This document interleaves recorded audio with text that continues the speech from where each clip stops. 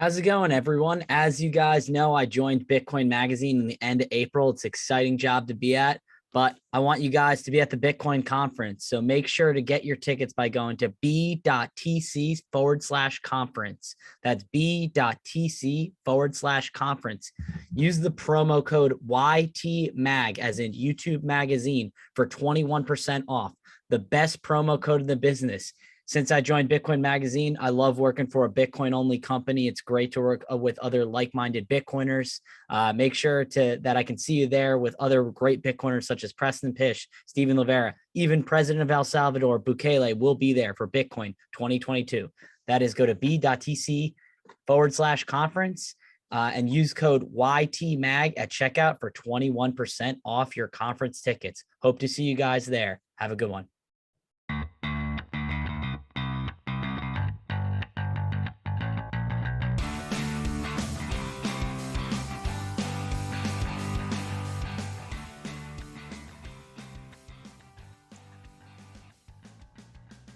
Hello, everyone, and welcome to the show. My name is Chris Alemo, and I am an amateur investor. This podcast is my open source journal of everything I learn about investing and wealth management. I'm here to explore the key concepts, market dynamics, and investing strategies that will assist you on the path towards financial independence and financial literacy. My mission is to build us from amateurs to experts.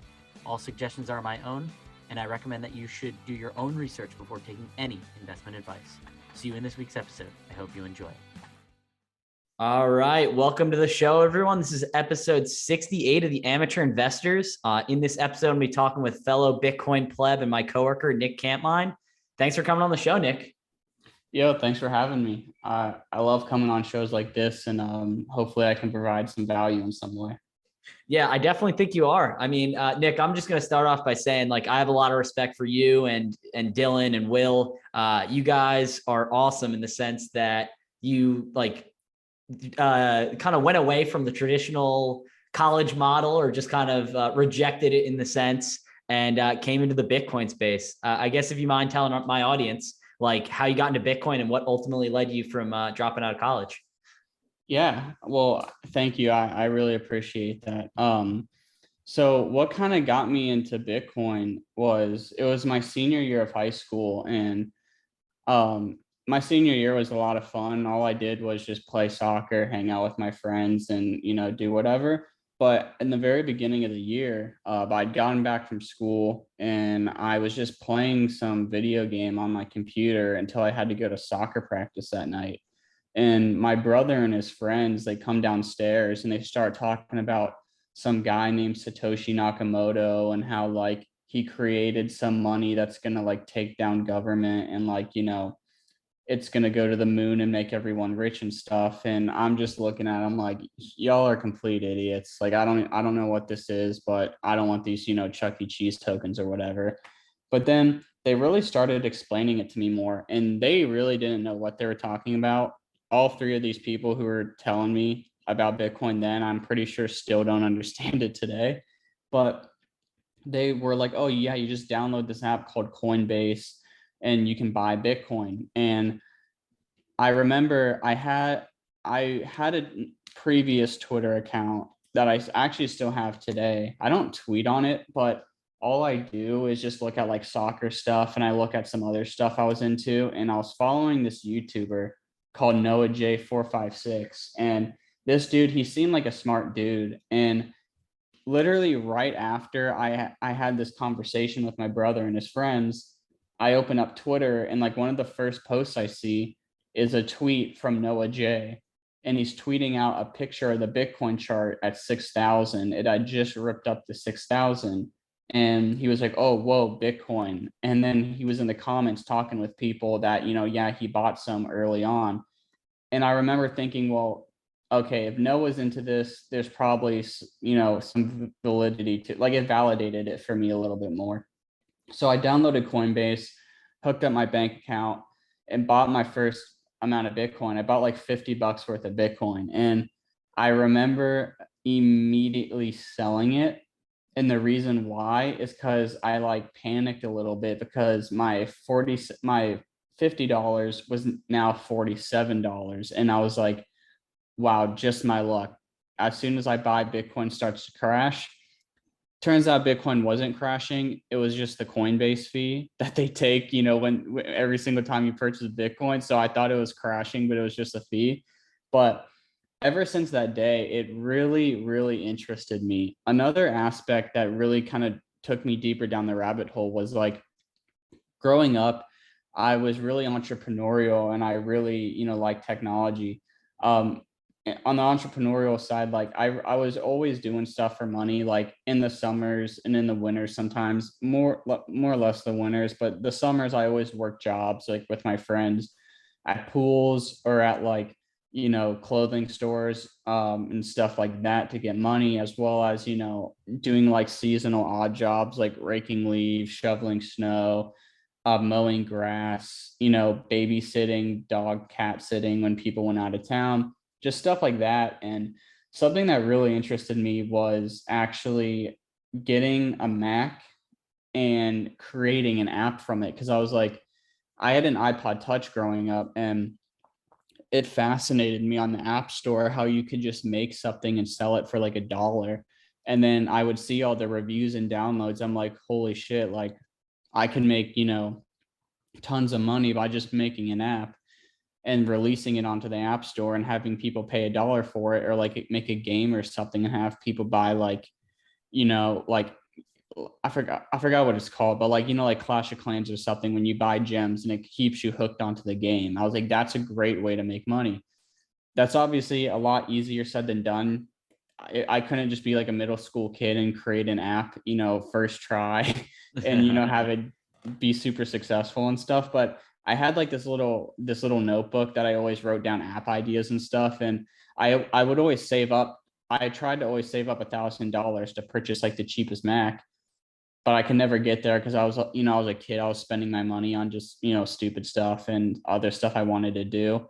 But one of the things I noticed was, and someone pointed out to me that it's not exactly like this, but from my research that I had done at the time, I was like, okay, it's pretty difficult to get an app published on the App Store. Like you can't just submit anything and like they don't just approve anything, right? Like they have to go through a process, right? Because they can't list like blatant scams. So if they were listing an app that sold Bitcoin and that was okay with Apple, that just validated it to me even further. So I'm like, okay, there really is something to this and I got to dive deeper. And I remember, I'd remember the Noah J tweet and I was like, okay, maybe more people are tweeting about this. So I just looked up on Twitter, um, crypto Twitter at the time. I didn't find Bitcoin Twitter. I found crypto Twitter. And I was just amazed at seeing all these people, like these cartoon characters making, they were trading and they were making like $10,000, $100,000, $1 million, $2 million. And they're just trading this shit. And I'm thinking like, okay, I really want to be rich when I'm older, and college already isn't that appealing to me for reasons I'll get into in a minute. But I'm just thinking like, why, like the whole reason you go to college is to get a job and shit so you can get money in a career and save for your future so you can purchase stuff. So why, like this just seemed like, work smarter, not harder. Like why would I go through all that when I could just trade this Bitcoin and crypto stuff and become like, super rich? So I made an account, a brand new account. Well, I don't remember. I don't remember if I made a brand new account or if I just took an old account that I used to tweet soccer with. And that's how I created Nik Cant Mine, my current Twitter. And I just started following all these people and trying to learn as much as I could.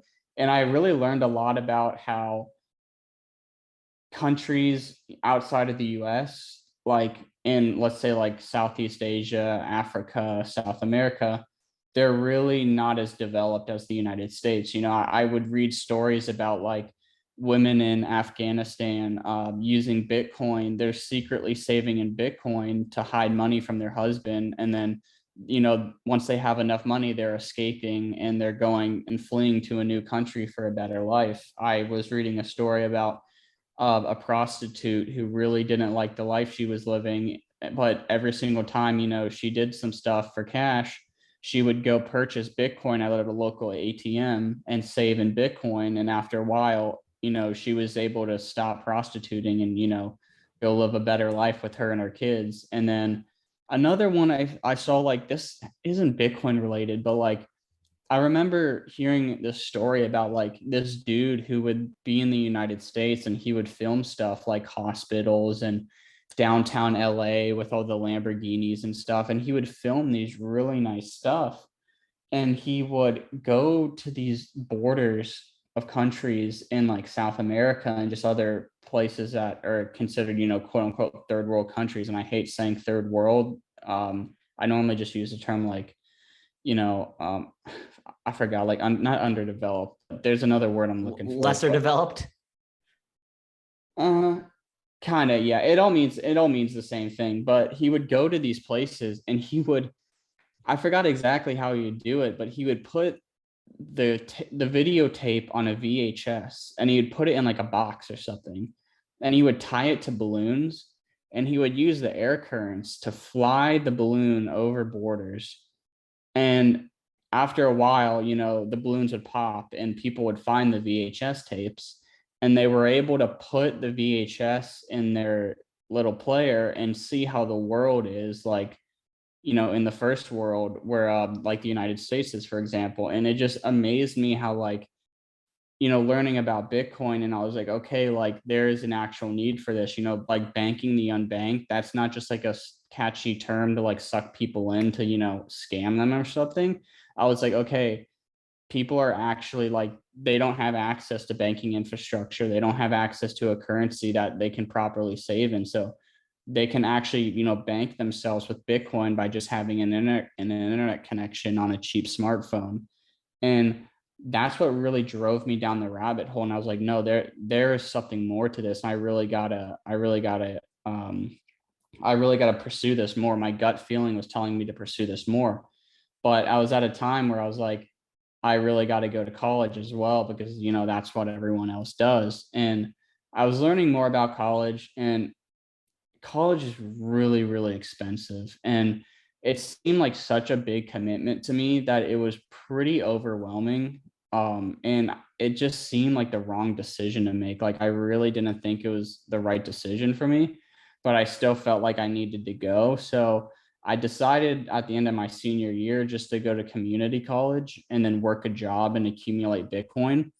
So that was the end of my senior year. And right out the gate, I got a job working for a physical therapy clinic because I thought I wanted to go into physical therapy because I wanted to do something related to sports. And, that's a respectable career. Everyone's like, oh, you tell us, like everyone I told that I was studying to be a physical therapist, they were like, they saw you in a good light and they were like, oh, wow, you're going to be successful. You're going to be this and that and whatever.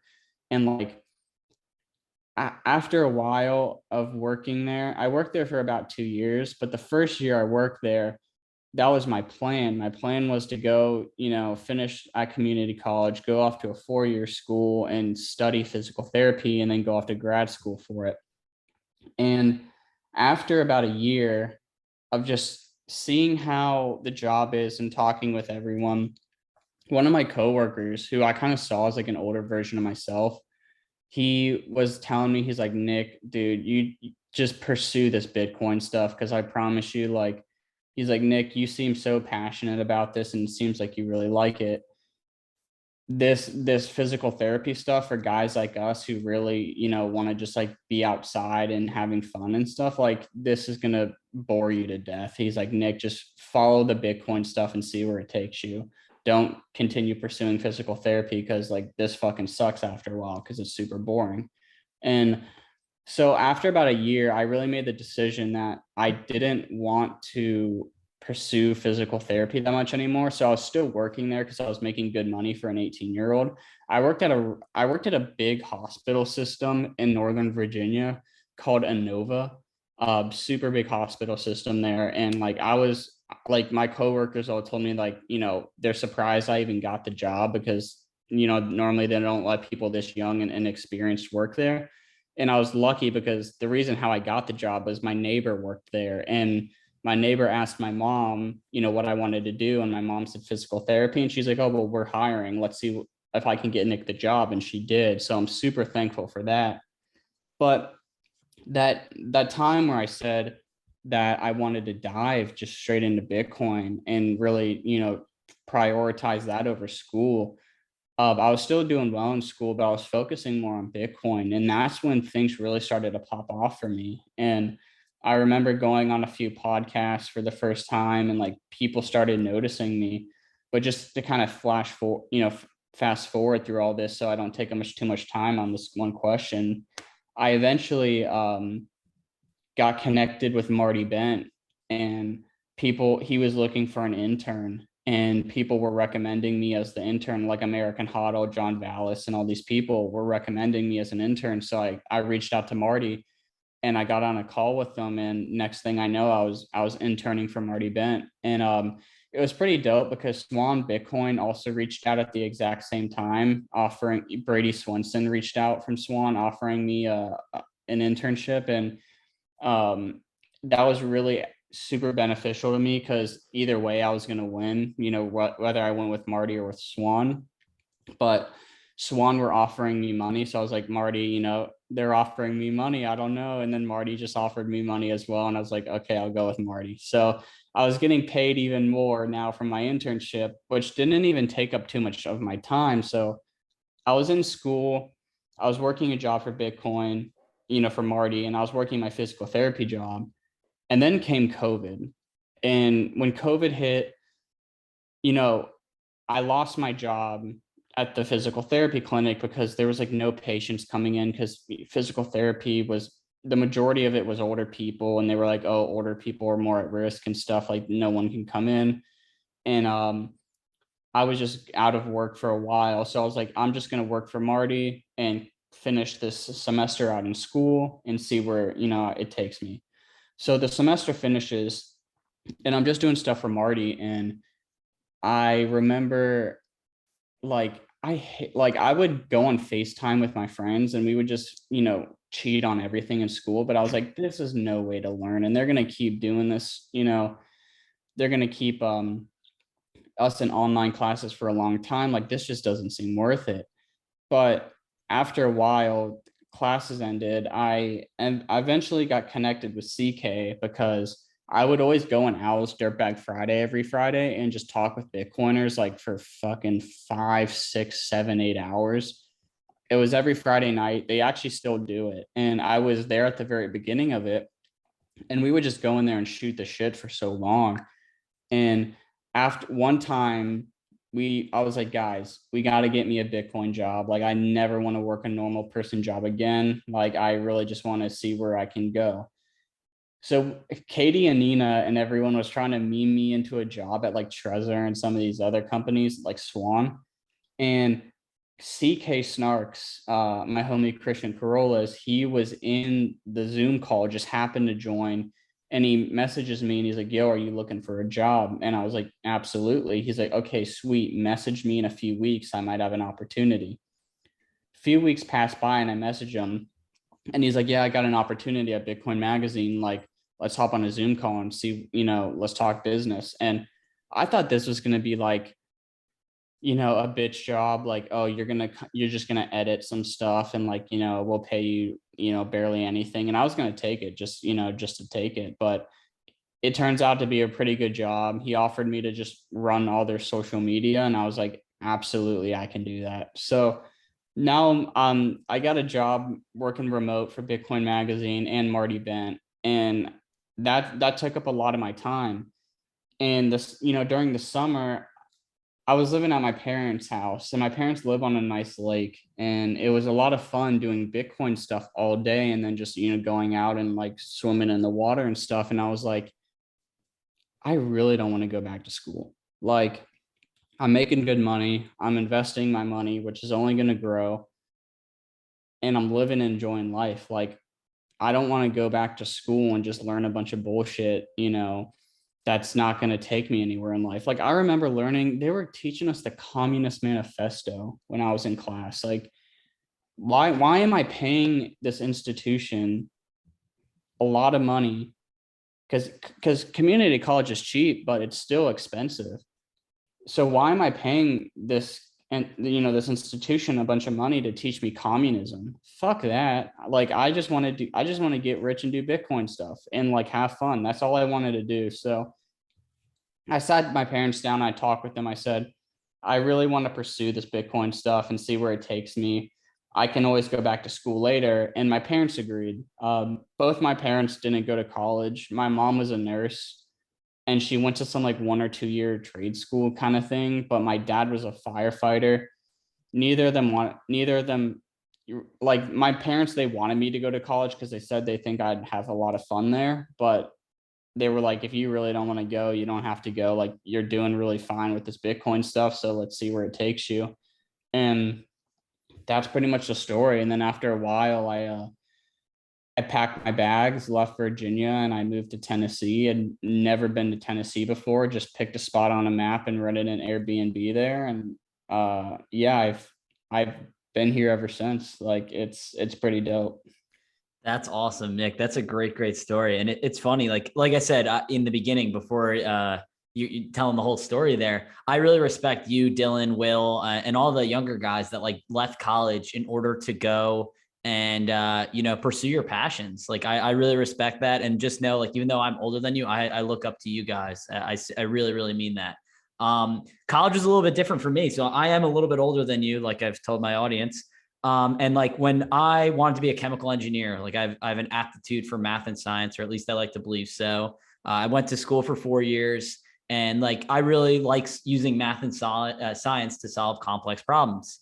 And I thought I was going to graduate. I was going to be a process engineer for, 10, 15 years. And then eventually, after doing that long enough, you kind of move up the ranks of process engineer, senior engineer, principal engineer. And then in time, probably around your mid to late 40s, early 50s, you become a plant manager, which is you're managing quite literally a facility where like normally you have anywhere from 50 people to 200 people that work under you, that you're kind of the head in command for a facility that kind of runs a chemical operation. And then, eventually you can become a director at a company and vice president and so on and so forth. So anyway, I thought that was going to be my career after graduating college in 2015. I did kind of have an aptitude for investing. I liked, like I did the very simple and safe method of a 401k, putting your money in, a Roth 401k, investing extra money that you have in there, maxing it out, doing all that. And I did that for a few years. And then kind of like a couple of years later, I kind of fell down the rabbit hole of, or not down the rabbit hole, but a couple of years later, probably 2018, 2019, I'm like, oh, let me stock pick with like Robinhood. I want to do more than just like the passive investing. I want to do more of like, direct investing, picking companies to invest in. And, while I really respect my degree and like, it's funny that you said that like you had learned the Communist Manifesto in engineering school. It's very much like it's a school of survival. And, not only using math and science to solve complex problems in classes, it's stressful. I mean, they're trying to weed you out. Like any school that says they don't, they're just trying to get you in the door. But like they're really trying to get people to flunk out. They're trying to show how hard it is. They want the best and brightest minds in there. So I have a lot of friends that say like, oh, I had to take all these electives that I didn't want to do. I had to take all these classes, learn about communism. I had to take these stupid electives, learning about astrology. I'm like, guys, I didn't have time to do that. No joke. In my 4 years of college, I had 4 electives. 2 of them had to be chemical engineering electives. So that was more chemistry and a chemical engineering elective. So I didn't even have time. Like you're not taking fucking logic of everyday reasoning or communism class in that. And then 2 other classes were just to fill requirements. I took like a music class and like a writing class that I needed for like non-English majors. But anyway, the point of my story is like, I really went into engineering to like use math and science to solve problems around the world. And I did various jobs. I did automotive enamels. I did working in glass manufacturing. I worked in a company dealing flavors, fragrances, and scents. I worked at my last company. We did waste to energy. Point of my story being that like, there's many different things that are needed in like, they need engineers to build things or make things. And I kind of saw right at the same time as the pandemic was hitting, I was still at my last job doing waste to energy, that like the fiatness of it all, or the fiat society, like doesn't like hinders innovation. And people are like, oh, what do you mean? You're trying to make more money. Yes, that's true. But like we had these plants that were built in the 80s and 90s that instead of being like, oh, like this part breaks, the first thing I would want to do is like, let's get a new part. Like, let's bring this into the 21st technology, like computers, updating them, upgrading them. And like a lot of our senior leadership's like, no. We have to replace it with a part in kind of like what was built in the 80s because we want this plant to be back up and running as fast as possible. Like we're not trying to innovate. We're just trying to like get as much money and keep the machines going. And like if things break, just like throw a band-aid on it. We're going to keep going. We're going to keep going. And it's like, I kind of started to see, aside from the COVID crash, that like the BS of the world, like they don't want innovation. They don't want things to get better. They just want to keep making money, to keep printing money, and, to keep benefiting from what they always have done. And I ended up stepping away from engineering. Not that I hate engineering, not that I like didn't like it anymore, that I just kind of see it as like a dying art, or a dying, like the world is dying. And Bitcoin, obviously, I thought in 2017 it was kind of a Ponzi scheme, but then really like fell down the rabbit hole when Preston Pish, I really owe it to him, listening to the Investors podcast, because like I said, I love investing. He mentioned Bitcoin in back-to-back quarters of the quarterly mastermind. And like to this day, really owe it to Preston. The first time he mentioned it in 2020, I was like, it's still like, it's not my thing. Maybe it's not a Ponzi, but it's not my thing. And then he mentioned it again in June. I'm like, okay, I really respect Preston's opinion. Like, there's something I'm missing. I need to dive down the rabbit hole. And ultimately in June of 2020, I bought my first Bitcoin. And by October, November, I was like fully orange pilled and like, fuck this. And then that was kind of my move to start my investing podcast. And like, my goal is to like leave the engineering world behind and do something in the Bitcoin space. It took the better part of a year, but like well worth it. And I love working at Bitcoin Magazine. I guess, Nick, it kind of relates to you, like seeing with the, what is it, your job in physical therapy, that you're just kind of like, this job, like your buddy was telling you, like, this is going to break you. Like, this is just going to keep going. And like, there's never ending in sight. Try this Bitcoin passion. I guess, would you agree with that? Yeah, I'd agree with that. And like another thing, I gotta owe a lot of credit to the plebs on Twitter. When I was so young, and I was 18, 19 years old, and I'm on Twitter trying to navigate the noise and find the signal. And a lot of the plebs, like once I went Bitcoin only, I was in crypto for a while, and then after a while, like some stuff just didn't add up to me, and I really didn't understand, like it just seemed like too good to be true. And some stuff, like it had been a while, and some stuff didn't play out the way, people were promising it would. And some people just seem really scammy.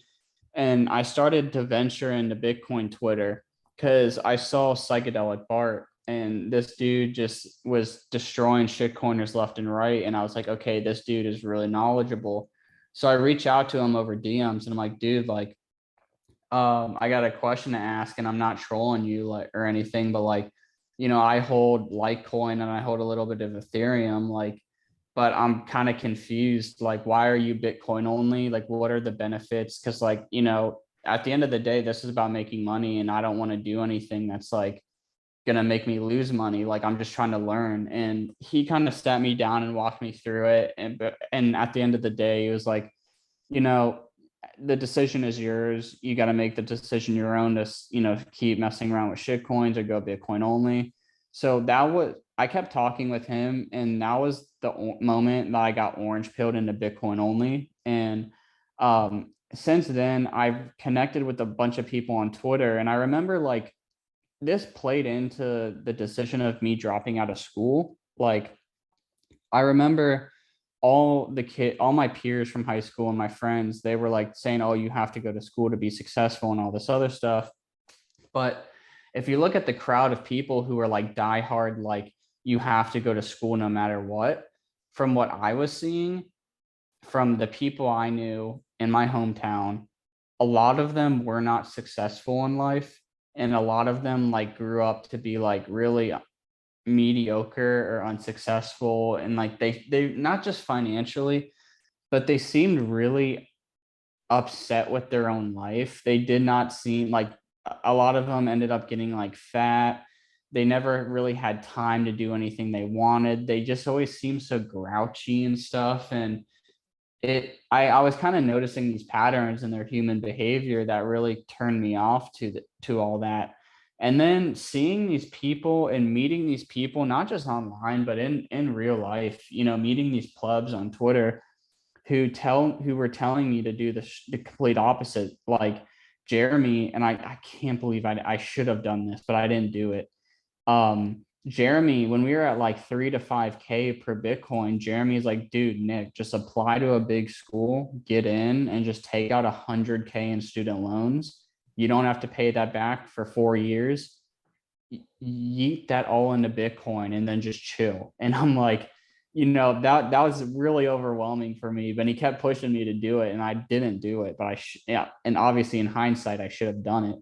But one thing I've noticed is a lot of these people on Twitter, they really seem to be happy. They really seem to be healthy. They really seem to have like a goal and a mission in life and like know where they're going, or at least heading in the right direction. And they just seem like overall good people. And these people were telling me to drop out of school and focus on accumulating Bitcoin. Like even when I was interning for Marty Bent, Marty was like, yeah, like you should probably drop out of school because there's way more opportunity for you here. Like your parents won't tell you that, your friends will obviously very disagree with you, but there's so much opportunity here in Bitcoin, and you need to like act on it now, because a lot of the opportunities you have now won't be here in a few years as more people, come into the space. So I was really getting, mentored by a lot of clubs on Twitter. I started writing, I really got into writing. And I would just put out an article on Medium and have people completely criticize the shit out of it. And it made me a better writer over time. But these people really helped mentor and coach me into making really good life decisions that have greatly impacted me. I'm really far ahead versus like the typical 22-year-old. And I have that all to thank, I have the plebs all to thank for really helping guide me and, showing me the light and, leading me in the right direction, as well as like having good parents and stuff who really encouraged me to follow my passions, even when they disagreed with me on Bitcoin initially. But kind of to go back to your main question, like, yeah, like physical therapy is like not a terrible career. Like obviously you can have way worse careers than being a PT student, but my coworker was telling me, because he's like me, he's really into sports, he enjoys being outside. And he was telling me, he's like, Nick, after undergrad school, you got to go to graduate school for this. And it's like $100,000 for PT school. And then you got to take a test at the end of it. And you have a few chances to try. But if you don't pass the test and get like a certain score, you got to retake PT school all over again. And he said it's super competitive and it's really stressful. And not just him, but pretty much everyone else at the office was telling me, because I talked to physical therapists all day, because I was a tech, I was helping out patients with their exercises, and I was just doing like some of the other like bitch work they needed done around the office. And they all told me, they're like, do not go into this career field if it's not something you like know for a fact you 1000% want to do. So I was like, okay, those are some red flags for me, because like my parents really wanted me to pursue it, like my grandparents did as well. And I was kind of just pursuing it at that point because it's like a respectable thing to do. Like I was saying earlier, like if you go around telling people you're studying to be a PT, people will look at you and be like, oh, like that's awesome, that's great. Versus some jobs, like let's say if I was saying like, if I were to tell people like I dropped out of school to do Bitcoin stuff, they'd be like, oh, I just heard it drop 50%, looks like that wasn't the best decision.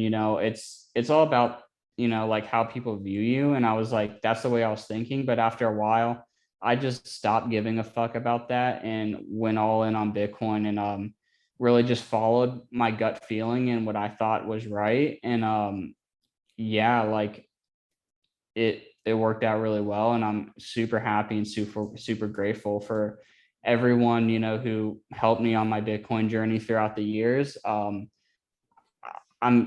starting off my adult life in Bitcoin at 18. It feels like a cheat code in life. It really does. And like, I really don't want to sound ever like I'm ever bragging or anything, but like, it's just, I'm super grateful. Like I have so much opportunity in life, and I'm constantly thinking, like, my time preference has lowered a lot, and I'm constantly trying to plan out and navigate my life. And when I'm thinking about planning out my life, there's just so much stuff that I'm super grateful for. Like, I'm super grateful that I can actually look forward to these things because I have Bitcoin and I've been working hard and I sacrificed through the years to stack the Bitcoin. So now it's like I would not have these opportunities if I had never gotten into Bitcoin. So yeah, I'm just super happy, super grateful for everything.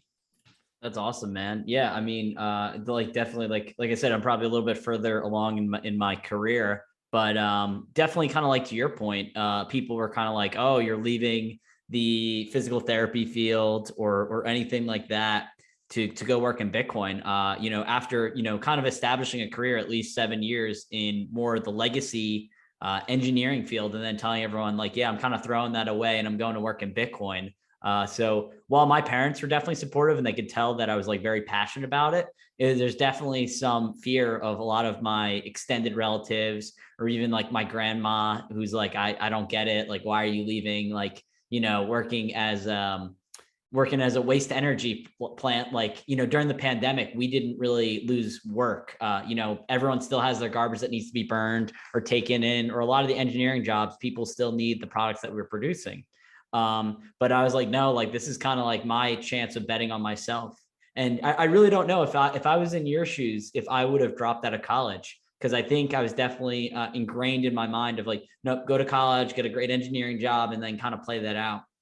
I'm very thankful I finished my degree, and it was difficult and challenging. And to this day, one of the most difficult mentally straining things. And I definitely think that made me stronger. But in engineering school, the one thing that they kind of always teach you is to like always be thinking. And you know this with running, Bitcoin Magazine's Twitter account and just kind of doing all the work that you do for us. Like a lot of people outsource their thinking to other means, whether it's a religion, whether it's the government, whether it's, some other agency or higher power. They don't really use their own mind to think. And in engineering school, like, just being like, oh yeah, I think that this tank size or this pressure is going to work is like not okay. Like that, like if you tell that to someone, you could quite literally kill someone from an explosion or something like that. So I guess I'd love to hear your take on your thoughts on just the masses or the normies or the no coiners or even some Bitcoiners that just kind of go along with the, like, swim with the stream and don't question the narratives or opinions of anyone or other organizations. What are your thoughts on that?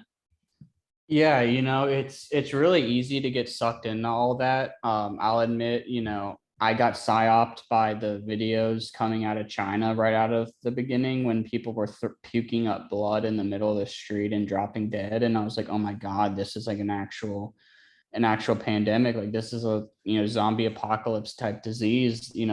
I gotta do something. I remember everyone around me was like, I obviously, being on Twitter, I'd learned about the stuff way before everyone else. And it was just amazing to me. I knew about this for like, what, if I remember correctly, it felt like weeks. And I got some food and stuff, but I was kind of like, it's all the way in China, it's not going to get here. And then eventually it did. And I remember seeing a stampede of people at every grocery store. I remember driving around to a few different grocery stores. It took me forever to find any steak. There was like no steak at all, no milk, no nothing, because everyone's buying everything because they're freaking out. I remember I was kind of panicking a little because I was like, I don't know what to do. I don't really want to be near Washington, D.C. during a deadly pandemic. Like, I've seen this movie a few times before, and I really don't like how it ends. And I was thinking, I got to get out of here. And I remember this was a time that like Bitcoin dropped in price, and it went down like 50% or something. And I remember being on a Zoom call with my other Zoomer friends, and we were all just like, had the chart open. We were all just like jaw dropped, like smash buying everything we had. I ran out of the money in my bank account and started buying on a credit card because I was like, I cannot miss this. And it was totally crazy.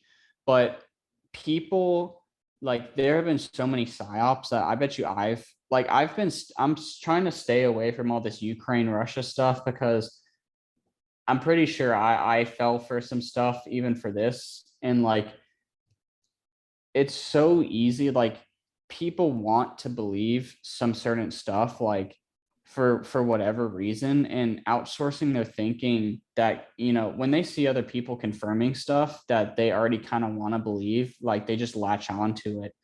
And I'm really not sure how to like explain the human psychology behind it, but it is fascinating how the majority of people, or not, I don't even want to say majority anymore because people have kind of awoken from it. But people, how easy it is to kind of mind control people.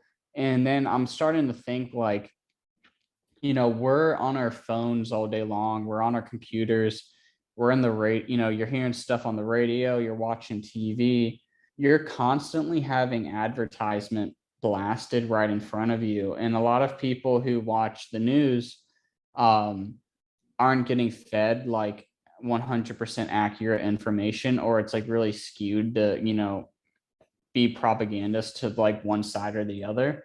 And that's really dangerous. And you kind of look throughout history, like news stations have done this in the past before.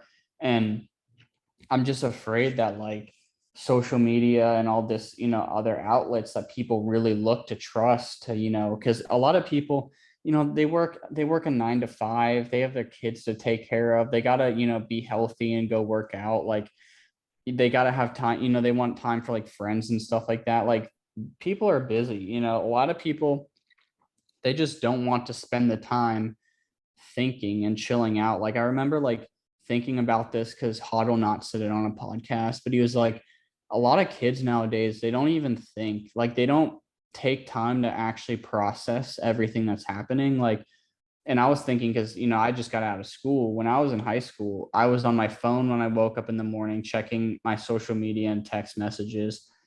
On the bus or in the car, I was on my phone doing stuff in the hallways. And while I'm at school, we're on our phones, doing shit. After school, you're on your phone or your computer. Before your bed, you're on your phone or your computer. Then you go to bed and, you wake up and you do it all over again. But no one really takes the time to just turn off their phone and like go outside and like, sit by a tree or water or something and just really process everything that's happened and question things and say like, well, why are things the way they are and stuff like that. Like, no one really does that anymore because everyone's so busy. And plus they love stimulating their brain, every few seconds, just seeing new stuff, like on TikTok, constantly scrolling through that, just seeing what's new. um it is so easy to fall into any psyop or any, big group thinking. And a lot of people, for some reason, really get mad when you propose something that, is different from what they believe or want to believe. And even if it's like actually true, like people would just reject it for whatever reason. And I'm still yet to like find the right words that like, how I can explain, and wrap my head around it. But it's honestly really fascinating because I've seen some people, I mean, it's 2022. Everyone knows COVID, like COVID was an actual, disease. Like, there's no denying that there was something going around getting people sick, but it just wasn't as bad as people think it was. And there are still some people to this day who are like total mask Nazis, total vaccine Nazis and everything. And I don't get that thinking, because I just think like, you do you, I'll do me. If you want to do that and live your life that way, that's fine, but just don't impose anything on me. um I was against a lot of the stuff from close to the beginning. I fell for some of the stuff, like I said, but like, being on Bitcoin Twitter really helped me pull out the bullshit. Like, shout out to like Hodlnot, Saifadine, Alex Vetsky, Francis. Like, these people were calling everything from the beginning, calling the bullshit, and they took a lot of heat for it as well. But it's just so easy to slip into this, like, to slip into the propaganda. in their messaging, because they market shit really, really well. I mean, like, you got to hand it to them. They really put in the time and effort to market this stuff really well to people and make it seem appealing. And then they just fuck over people once they're in this trance. And I know I'm kind of going on a rant where I don't really know where I'm going to end this, but like, it's totally, it's beyond me. I think a lot of people, honestly, they just don't care enough to really like dive deep into this stuff. Like, oh, is COVID fake? Is this war being fought for the reasons that I think it is or not? Like, a lot of people, they don't want to dive into the politics of all this stuff, and I don't blame them at all. I wouldn't either. Like, I was not into politics at all until I got into Bitcoin, but Bitcoin's like extremely political, so you kind of have to you have to pay attention to the politics while you're in Bitcoin, because you have to see how, the world plays out with it. But like, I don't blame people at all for not wanting to get into politics, like, and not wanting to like dive totally into this. But the problem is like, when you do that, you are way more and you're, the chances of you falling into a psyop or something and going along with bullshit is just so much higher, because you're not actively looking out for it. These people, they just want to live their life and have a good time, and I can't even blame them for that.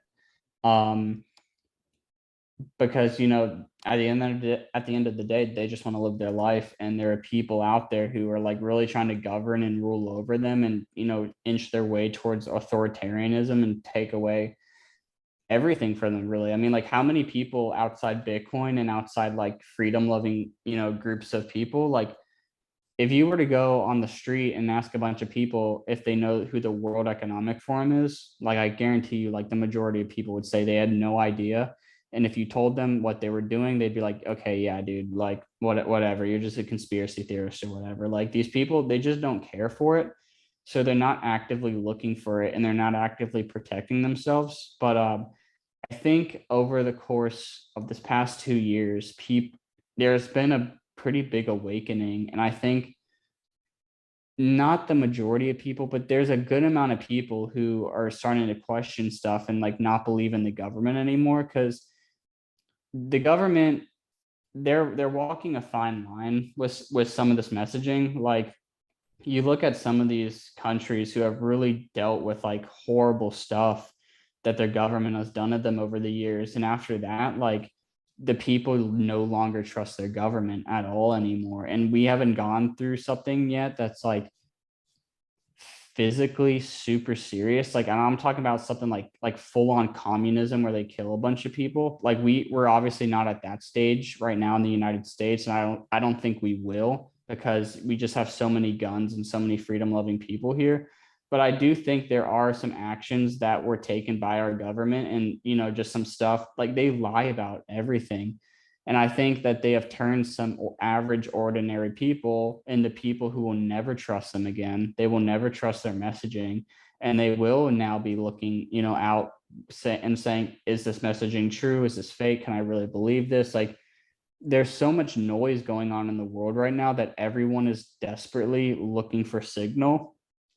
And yeah, I'm kind of going on a rant here. I don't know where I'm going with this, but I just think that, like, it's super fascinating how the human mind works, and how everyone no one people no one person thinks exactly the same as other people. Like, everyone's always got different opinions, even if they agree a lot on most things. Like, and it's really just fascinating to me, just sitting back and observing all of it and watching how this plays out and how different people react to different stuff. It's been really interesting.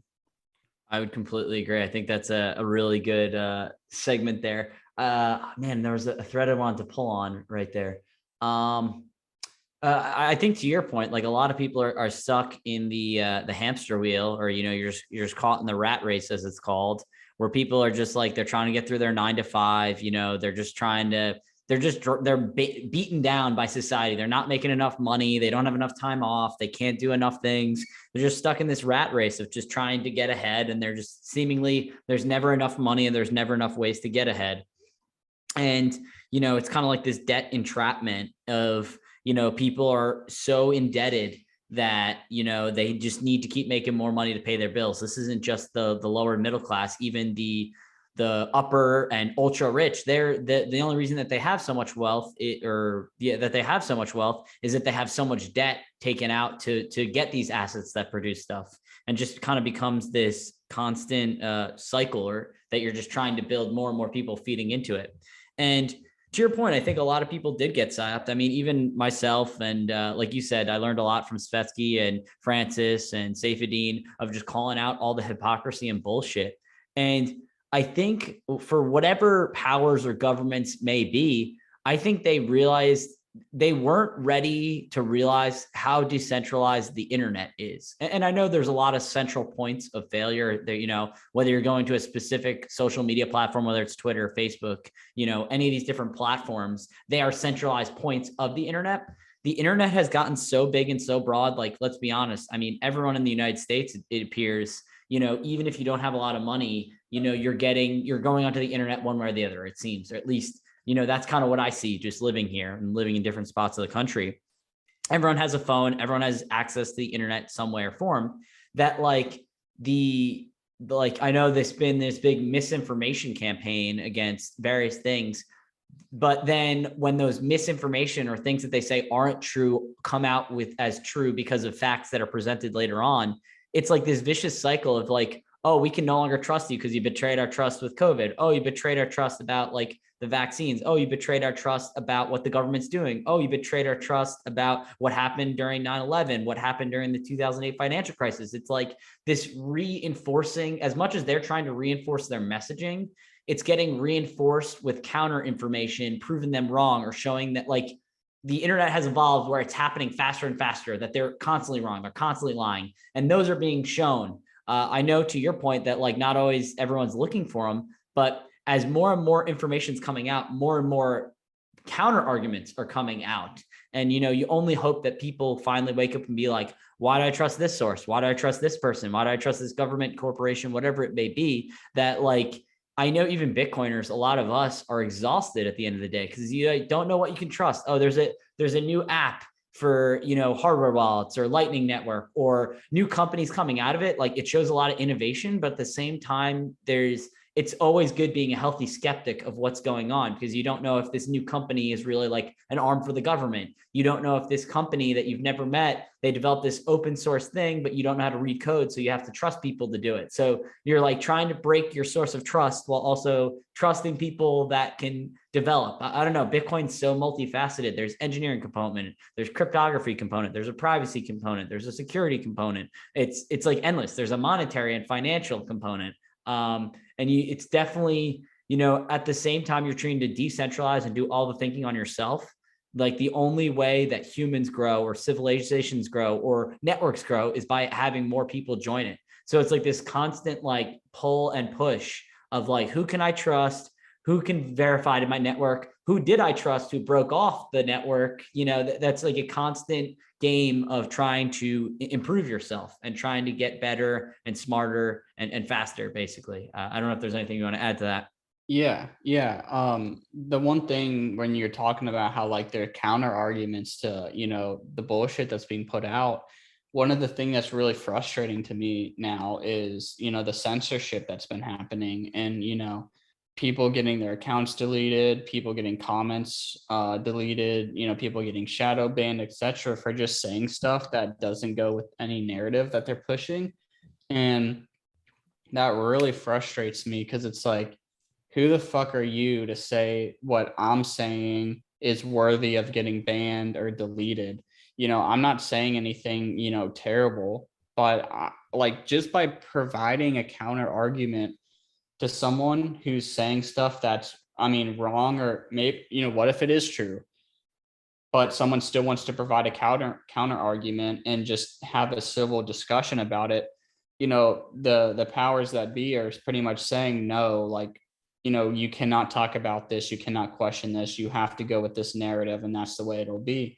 And it just pisses me off, because like, these are just normal everyday people like you and me. They grew up, they went to school, they whatever, but they think that they can just govern over you, and they really think that they can just like, you know fill your mind with this one specific way of thinking and that you're not allowed to question it and think for yourself. I remember that one big media publication put out that article. I don't remember who it was, but they said something like how critical thinking isn't helping in the fight against misinformation or something like that. And they were telling people not to critical think. And that really just annoys me because that is a dangerous, dangerous way to run a society. You know, when you can just cancel people on a whim and say like, you know, your ways of thought are no good. Like even like, for example, obviously I'm not a fan of communism and I fucking hate these people, but like I'm not rooting for these people to get banned off Twitter because I really don't fucking care. You know, like people know communism is bad.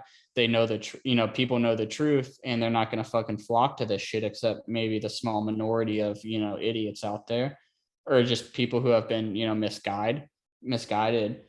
Like I don't mind some of these people having a voice on these platforms because I know, you know, truth prevails over them. But the problem is with the censorship is that these people are wrong and they know it and they know that truth prevails over them. So they have to censor people who are speaking the truth and calling out the bullshit.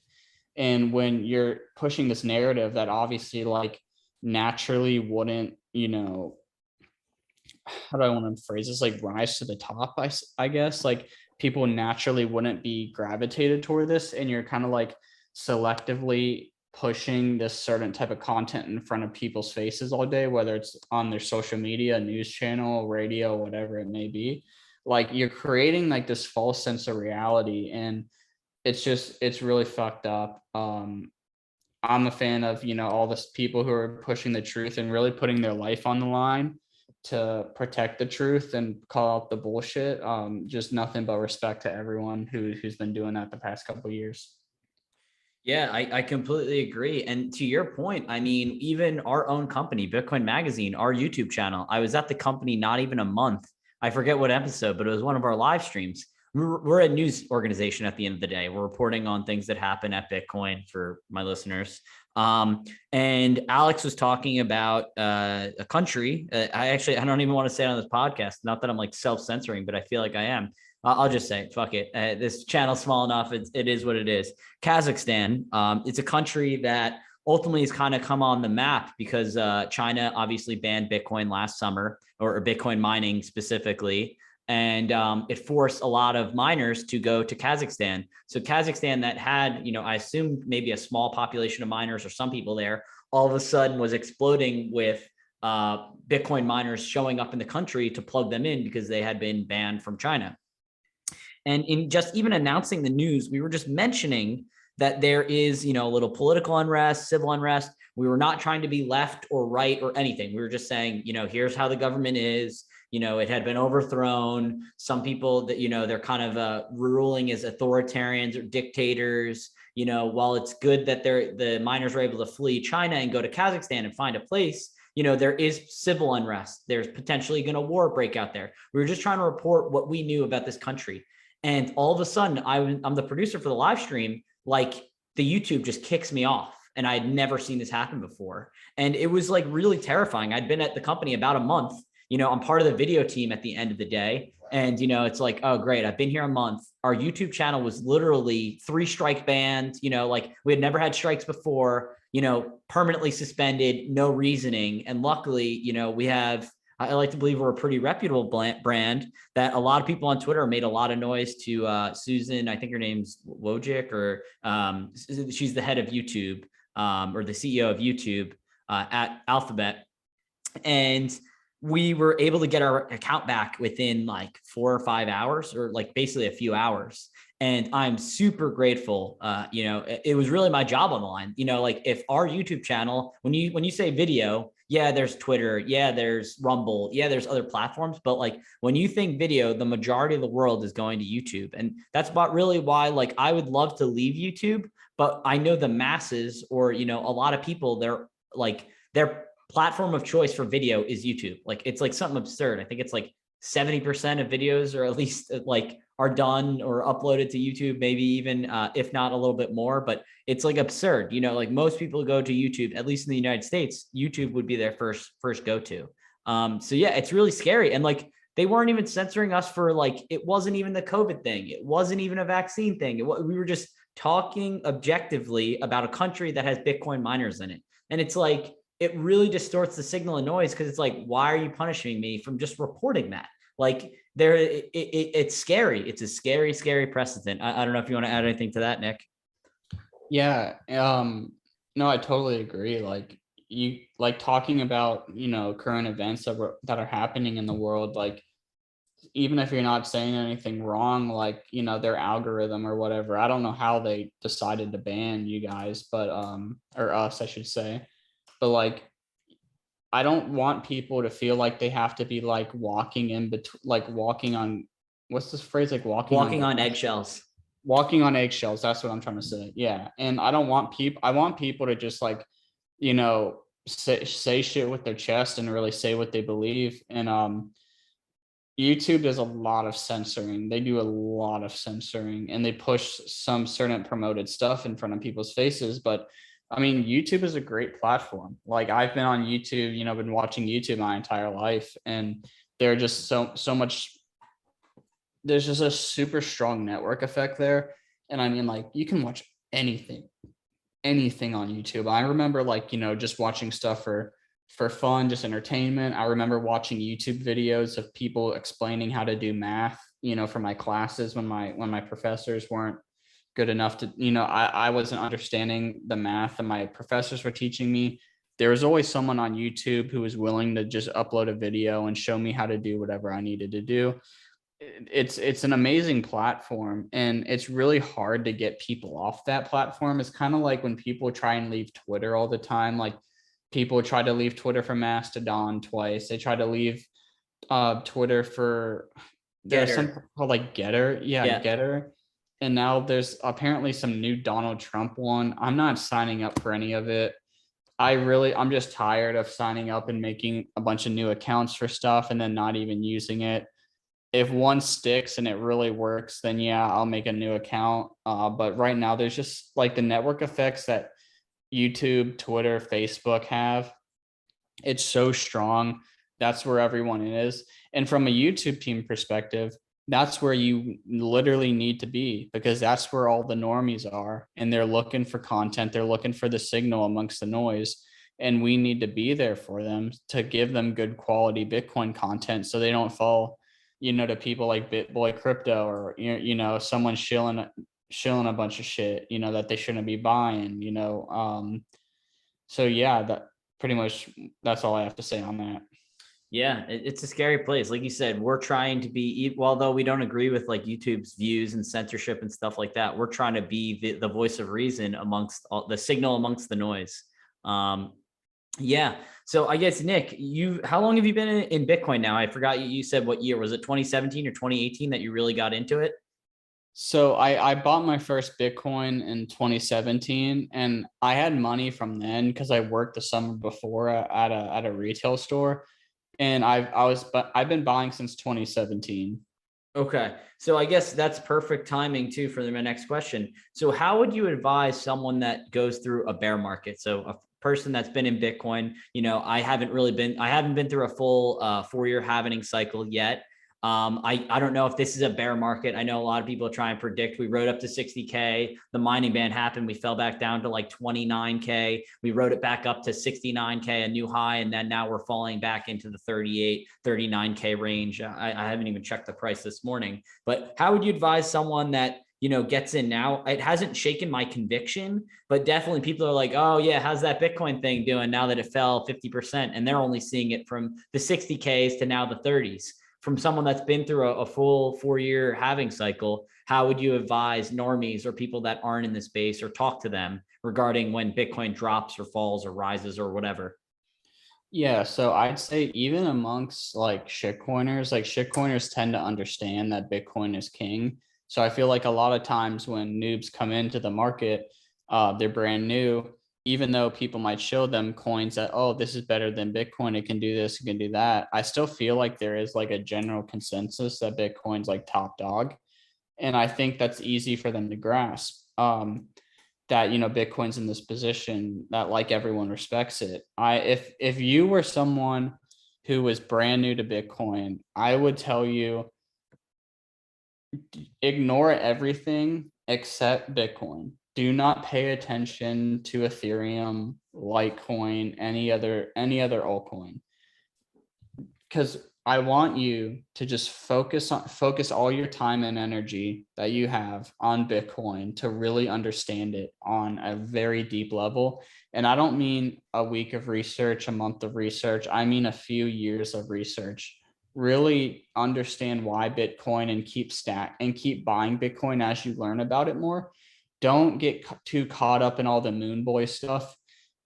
Because during the moon boy stuff, if you're only paying attention to that, you're going to get real disappointed when we do have multi-year bear markets, when Bitcoin does crash 50% for almost no reason, or just something that you'd be like, wow, this crashed on this news, like this is so stupid and unstable.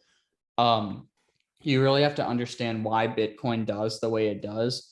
Bitcoin's a wild beast. Like you can't control the price or anything. It's completely out of your control. Unless you're like a huge whale buying, you're buying billions of dollars worth, market buying that. But like if you're an average pleb, price is out of your control. Just stack as much Bitcoin as you can and really learn about Bitcoin as much as you can. Do not focus on the price stuff. Just focus on the need for Bitcoin and what Bitcoin fixes. If you're on Twitter, follow the people who are total assholes. Like the people who are total dicks to each other.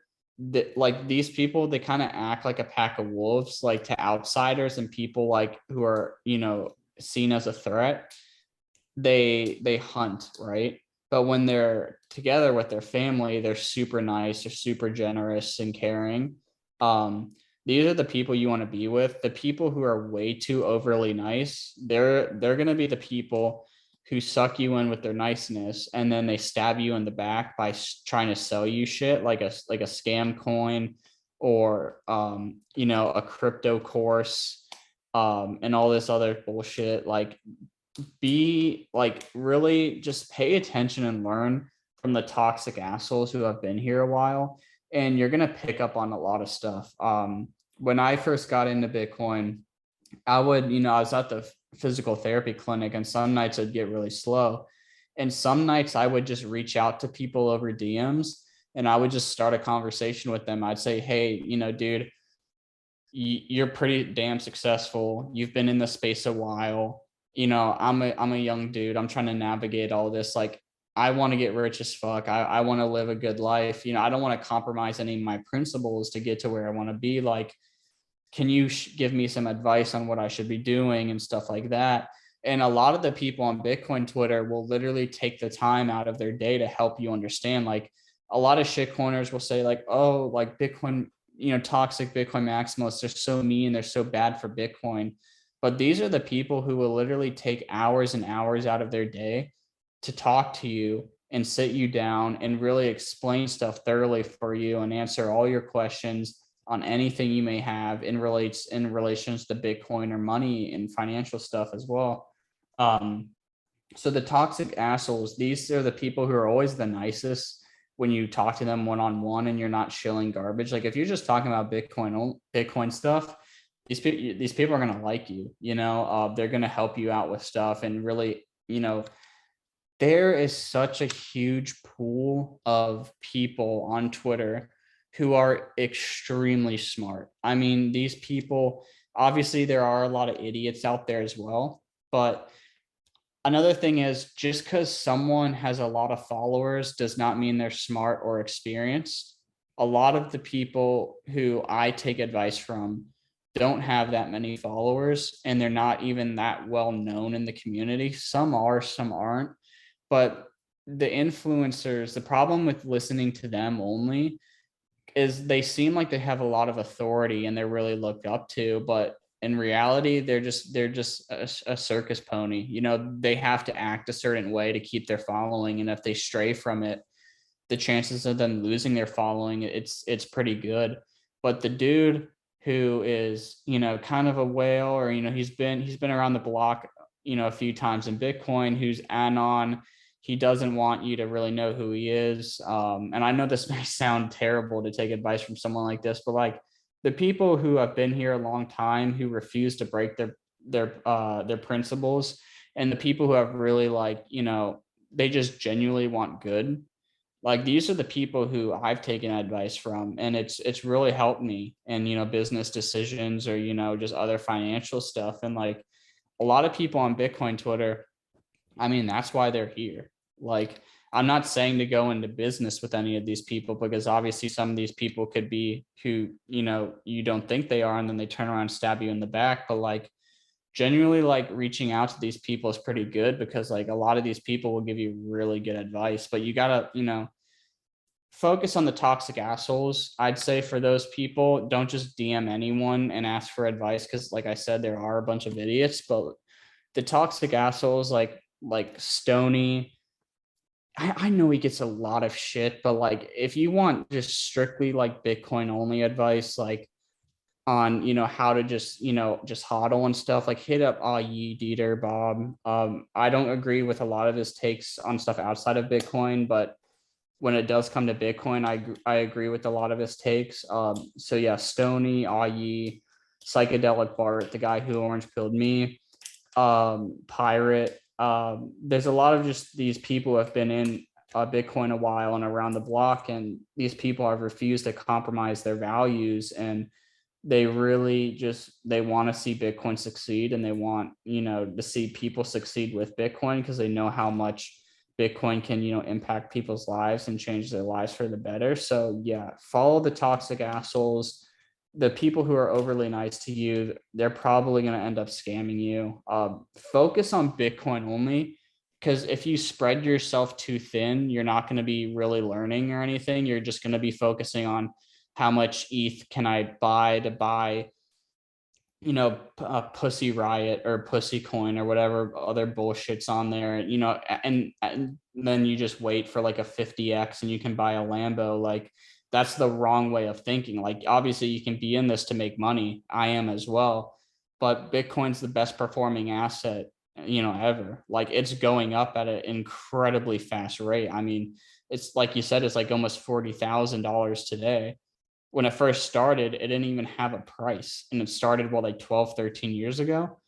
um it's going up at an incredible rate. So like if you're trying to outperform the best performing asset with altcoins, it's like it can be done, but the chances of it are really hard. And I mean, you're already getting a good deal by buying Bitcoin only and just holding it, because Bitcoin, when Bitcoin goes up, it really goes up. Like the green candles can be fucking crazy. So I'd say just focus on Bitcoin only. Don't focus on altcoins. And if you're thinking, oh well, how do I know if I'm missing out on a good opportunity on these altcoins? By the time you have a really good understanding of Bitcoin, you're gonna say thank you for not telling me to waste my time in altcoins, because by the time you're done researching Bitcoin, you'll realize that you don't need all these other altcoins, and that you're going to be happy that you just focused all your time and energy stacking Bitcoin. I completely agree. That's a great line, Nick. And to your point, even the toxic people, I was very much like you. Like I'd reach out in DMs or just kind of even be talking to them in Twitter Spaces or Clubhouse or areas like that. And I was very genuine. Like I was Bitcoin curious, but kind of like wondering about the other cryptocurrencies. Just it's part of the learning journey. And I'd be like, well, why is Litecoin bad? Or why is this cryptocurrency like this one's faster? Like, why is that not better than Bitcoin? And I was being genuine. I was not trying to be an asshole and be like, oh, like I know it's better. Like I was just asking questions. And they were very good at like steering me in the right direction for either the information to look for or explaining it. The hardest thing for me to wrap my mind around for the longest time in Bitcoin was everything that happened in the SegWit 2x or the block size war. So basically that was in the division of Bitcoin to Bitcoin Cash, and then ultimately Bitcoin Cash broke off to Bitcoin SV. And I won't talk about the other two, just referencing them for context, but why was when the whole network was quite literally being attacked by the biggest 50 companies, a ton of millionaires, like a ton of centralized organizations and corporations were all rooting for the opponent to Bitcoin, and Bitcoin ultimately won. Or I mean, at least that's what we can see for 5 years later, that like the price of Bitcoin is way higher than those other altcoins that spun off of Bitcoin. And like I know the book The Block Size War by Jonathan Beer. I haven't had a chance to read it, but I've had people skim it and I've looked up parts of the book already. It's a book that's definitely on my list of books to read. Just really shows the power of Bitcoin, the power of the network, the power of decentralization, and the power of Bitcoin versus all other cryptocurrencies and all other assets. Like the book won't describe the other assets, but like just to Nick's point, like it's the best performing asset since its inception 13 years ago. So it's definitely something worth taking your time to look into, to invest your time, your effort, your money, quite literally, you changing your fiat fake money or monopoly money into real money that is Bitcoin. And yeah, feel free to reach out to either Nick or I on Twitter to do so.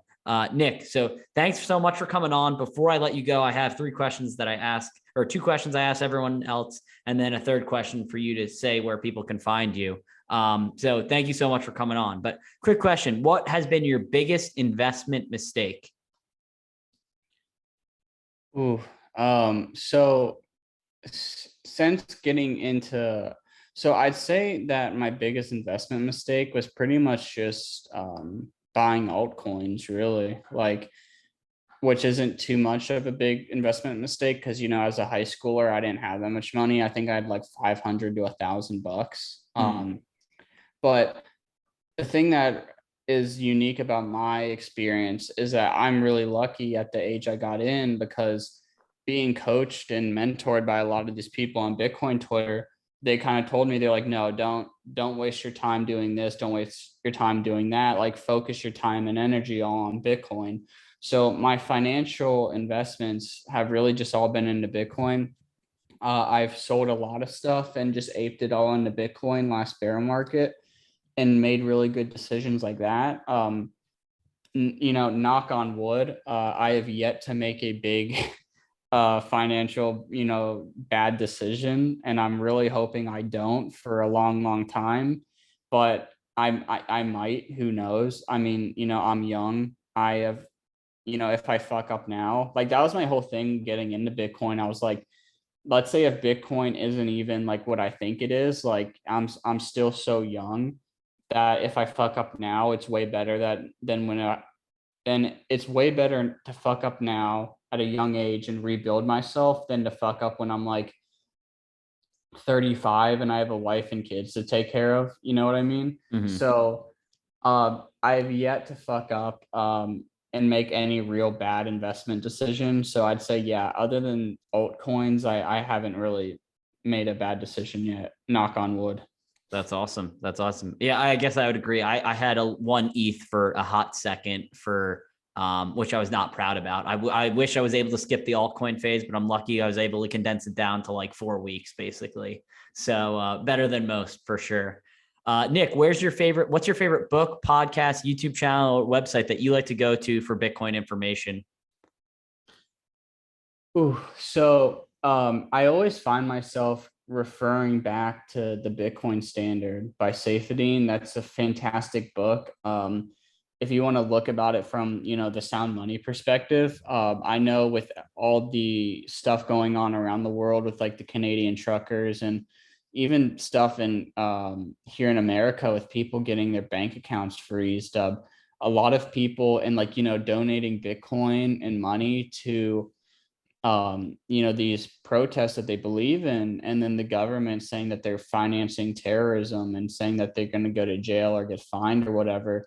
There's been a big push for people, you know, who want to go down the privacy route.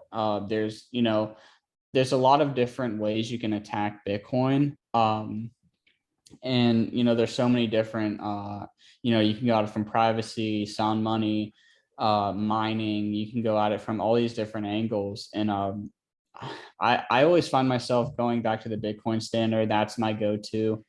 I also really like, you know, shameless show, obviously bitcoinmagazine.com. And the reason why I'm saying that is because I'm on the news team there and we run the news. And one of my news writers, Namcios, is an absolute fucking killer. And he does so much good news.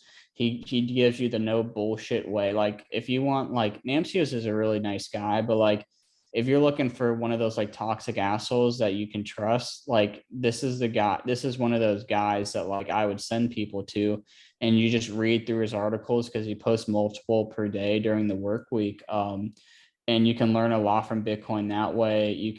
I really recommend the Stefan Livera podcast. Huge fan of Stefan Livera, as well as like anything with Parker Lewis and I know some people may hate this, but Michael Saylor. I've learned so much from Michael Saylor. Like I gotta give credit where credit's due. Um, but yeah, those are pretty much my go-to. I kind of just listen to those podcasts and read the Bitcoin Standard, and then my favorite place is honestly just Bitcoin Twitter, just duking it out with the people on Bitcoin Twitter. There has been a lot of more groupthink on Bitcoin Twitter over the past year or so, which is kind of unfortunate to see, but it's kind of like as Bitcoin Twitter has grown, like a lot of people just cling on to these narratives, kind of like what we were talking about before, where even though they're not bad government narratives, some people just cling on to some, narrative that a Bitcoiner starts, and it kind of has the same results. If that makes sense. But there are a lot of really smart people you can learn from on Bitcoin Twitter, and you can ask like specific, unique questions that maybe you couldn't listening to a podcast. So I'd say Bitcoin Twitter and then those podcasts and books I just mentioned. Yeah, that's awesome. All right, Nick. So if someone wanted to learn more about you, where would they go to find out that information? Yeah. So my Twitter is Nik Cant Mine, NIKCANTMINE.